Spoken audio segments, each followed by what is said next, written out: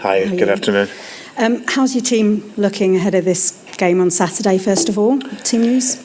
Yeah, well, we've had a couple of players that haven't trained so much but came back in. Dennis Pratt and Papi Mendy have come back in, having not trained a lot during the week. So, but apart from that, Jonny Evans, what we'll have to assess just before the game, see where he's at with a tight calf. So, but no, apart from that, it's been a good training week. I'm sure you'll be keen to have Jonny Evans. You need all the experience that you can get at the moment, don't you? Yeah. Johnny's obviously been a fantastic player for me. So, and obviously as the club captain, he's a great leader for the team. So, but like I said, if he's not ready for whatever reason, then we've other players to come in.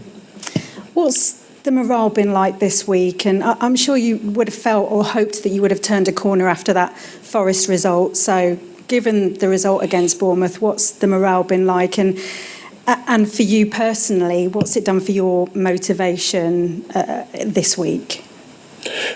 For me myself, there's no change in terms of only if anything a greater motivation. This is a great coaching challenge where the team is at and where I'm at with the team. It's not where we want to be, of course, but we, as I said, we're disappointed with the result last week, and it's been in many of the games. Getting through to that first 60 minutes, we've been very good in the games and in front and some of those, but just the details.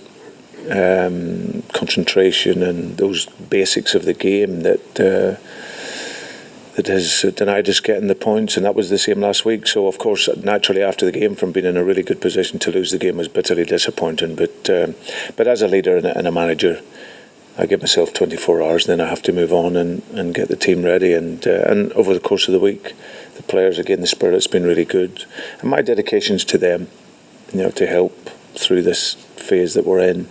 And like I say, we're in good spirits now, ready to go again at home. So when there's talk of pressure intensifying, does that ever affect you in any way? No, I think that the noise and the pressure and everything else is from the outside, but from the inside and from my day to day, listen. You understand it's there, and when you're bottom of the league and you're giving up some of the results that we've had, then of course it comes on to you. So I respect that. But in terms of my work and my focus and my level of concentration, it's still pretty much the same. My job is to try and look to get the team out of this situation that we're in. We had a great performance and results. So we've, over the course of 90 minutes against Nottingham Forest, and we didn't back that up. So now we get 2 home games, starting on the next one against Palace to look to get 3 points again. So my focus is really just on our performance that allows us to get the result. I know you might not want to look too far ahead, but you've got a group of 3 games here. The one against Palace, 5 points above you, then Leeds, 5 points above you, then Wolves, 2 points above you. Is this a crucial set of games you've got coming up? Well, we felt that, but it really is the next game is what's important for us. So our full concentration is on Crystal Palace. But we know that this period was always going to be a period where we look to get results after the start we had. You talked about the details, the basics. The issue, a big issue this season has been taking the lead and then letting that slip. And it was the 4th time you've lost a game having taken the lead against Bournemouth. What are the basics that they need to do to stop that happening? Why is it happening, and how easy is it to stop that happening? Well, that's the challenge of what I said in terms of the coaching aspect. It's predominantly concentration. If you think 60 odd minutes into the game and we've got a throw in and Bournemouth's half of the pitch, and then very quickly we switch off when the ball's gone out of play, and then they're throwing it up the line. And then, like I said, you got the basics of tracking a runner. There's nothing tactically in that. You've just got to match the run of an opponent, and and that's what we call the basics of the game. Doing those fundamental aspects of defending, tracking, and concentration, and especially when you're in front. So those are things that we continue to talk about, analyse, and work on. And in terms of that concentration, keeping that concentration on the pitch, can that be down to getting the players to step up and having as many leaders on the pitch as possible, getting them to be vocal and keep everyone going? Well, communication definitely helps. We always say that if you're not talking, then you're not defending. So I think, we can help each other in that aspect as well. And is that about confidence, getting the confidence in the players that they can be that all over the pitch? Yeah, I think it's, like I said, in lots of the games, if you see our start, 45 to 60 minutes, the starts have been really good in the games. Like you said, we've taken the lead, performed well. But sometimes when you're under pressure and it goes the other way, that's when you really then got to concentrate and do those basics even more, and that's something that we haven't done consistently enough. So that's the challenge, looking to put it all together. And like I said, we've had 90 minutes where it was very good, and we've seen the result in that, a clean sheet and 4 goals and a big pressure game for us. But it's having that intensity and pressure in every game, and that's what's key. All the best. Pleasure, thank you. Okay, Rob from LD. Hi, Brendan. Just checking, Timothy Castagna's fine for the weekend? Yeah, he's quite a bruised eye, but he'll be okay. Good stuff. Can I ask what you make of Crystal Palace? You've had an excellent recent record against them. They've started fairly well, but not pulling up too many trees. No, I think it's a good game. They shifted their football idea last season when Patrick came in, and got some very talented players, an athletic team. I watched the recent game there against Leeds, where Leeds started very, very well, but they came back into the game and ended up coming through that. So now they will pose another test for us, similar to what we've had before. So we've got to be at a good level. But no, they try to build the game, from the goalkeeper, just 2 centre halves that are comfortable on the ball, can play. In young Eze, he's a fantastic player. You see him developing and growing at this level.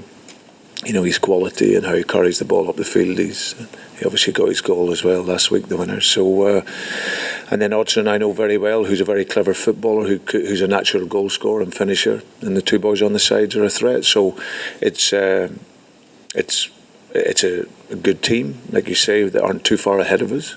And I think that's the league this season. I think from where we are up to the middle of the table, it's all pretty close. But you've got to get those sequence of results that can take you out of where we are. So I anticipate a tight game and a tough game. How different a challenge is it getting revved up, I guess, for a game like this compared to your last home game where there was various touch points? It was under the lights, local derby, obviously a bit of revenge perhaps from fans for the FA Cup defeat against Forest, whereas this one, early kick-off, the fans had a tough week at work, they might be quite tired on a Saturday morning getting to the King Power.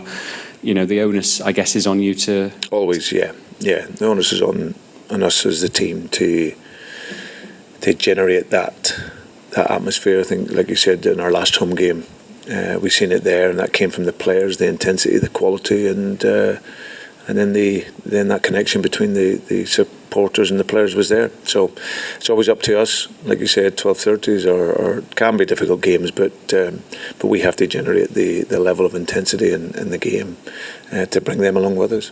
The fans are going to be important, though, aren't they, at the weekend and for the next few games, really? I mean, this is the 10th match of the season, sometimes a point where you look back and stuff like that. How do you think they're feeling at the moment? Well, I think the mood would have been much better after the Forest game, and probably hoping that we could have then got the victory at the weekend, and seeing the manner of which we lost towards that last 25 minutes wouldn't have been so good. So, but our job was to lift the mood again. And like I say, I think in terms of moments like this here, like you said, there's lots of noise, there's lots of speculation and pressures that can be put on outside. But for me, within the inside and within the board and the players, we're very dedicated to moving away from where we are, and that's going to need patience, and it's going to need that support. And like I said, I believe in the players. I've got absolutely no doubt, but we got to manage the game through the 90 minutes. When you have analysed those periods in games when you've taken the lead and then conceded, as Kirsty touched on earlier, are you noticing that the ball's been put at more risk by the players, that they're pursuing a second ball, or maybe they're playing slightly within themselves and being, perhaps less at risk and dropping deep? What are you kind of sensing? Yeah, I think it's been a number of things. I think, like I said earlier, the just concentration sometimes when you're in front. Clearly, the opposition then want to get back into the game. But concentration, I think, keeping and not losing cheap balls. If you make errors with possession, then you're constantly turning over possession and giving that to the other team. That gives them more of a chance to attack. And so for us, it's making sure we can focus on that, but also continuing to attack the game. So there's lots of factors within it, and lots of analysis that we've done. We've looked at it, whether it is fitness, but for me, we were a team that I think we're up there and scoring the most goals in the last 15 minutes of games, and now in this sort of final 25 minutes of games, we've conceded too many and haven't scored so much. So there's a process there that we need to put right, and that's something that we're clearly trying to do. And just last couple from me, if I may. You said earlier, this was a great coaching challenge, but you give yourself sort of 24 hours after a defeat. I mean, what do those 24 hours look like, and how do you then turn a switch, get the smile back, come into work on a Monday morning and be refreshed, I suppose, mentally and physically? Well, of course, you analyse the game and assess the game.